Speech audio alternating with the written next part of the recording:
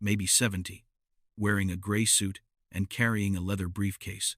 He approached me, shook my hand, and said, "I'm sorry for your loss, David.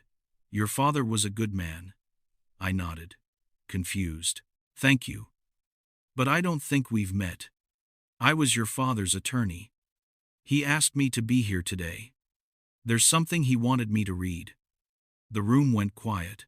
Jennifer's family perked up, suddenly interested. Gerald opened his briefcase and pulled out a thick envelope sealed with red wax. Patricia whispered to Richard, "Did you know about this?" Richard shook his head, frowning. Andrew leaned forward, eyes narrowed. Gerald cleared his throat.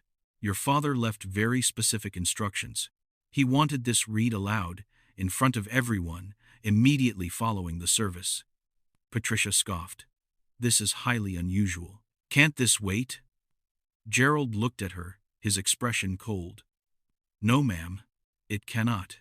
He broke the seal and began to read, and that's when everything changed. 2035 to 0 aftermath and investigation.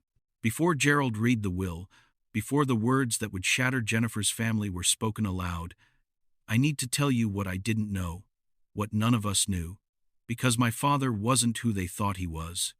He wasn't just a machinist who lived paycheck to paycheck.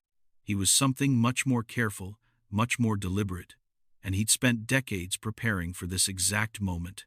After the funeral, after everything that happened, I went back to my father's house. It was a small ranch-style home on the east side of town, with a gravel driveway and a detached garage he'd built himself.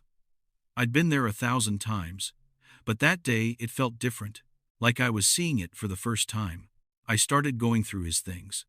Old bills, tax documents, receipts stuffed in drawers. And that's when I found the first clue. A property deed. But not for the house I was standing in. This was for land.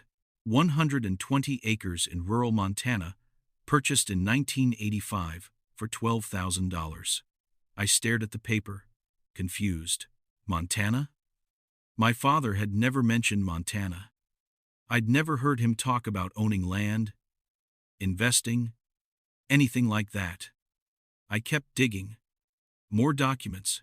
Stock certificates from a small tech company called Apex Systems, purchased in 1998. At the time, they would have been worth almost nothing. They'd been acquired by a larger firm in 2019. Those shares, if he'd held on to them, would now be worth millions.